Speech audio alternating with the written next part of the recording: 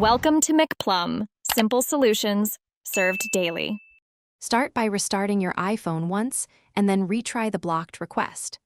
Open Settings and confirm you run the latest iOS version available. If an update is available, install it and then restart again. Toggle airplane mode on for 10 seconds, then switch it off to refresh wireless radios.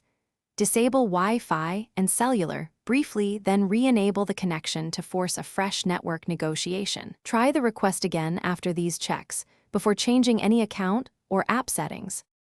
If the problem persists, reset network settings to clear saved Wi-Fi and VPN profiles. Open Settings, General, Transfer, or Reset iPhone, then reset network settings and confirm. Disable any VPN or proxy apps temporarily, and then retry the request to isolate interference. Clear Safari cache and website data in Settings, Safari, Clear History and Website Data to remove corrupted state. If you use a third-party browser, clear its site data in its app settings as well. Force quit the app that shows the invalid request error, and then reinstall it from the App Store. After reinstall, sign out of the app account, and then sign in again to refresh credentials and tokens.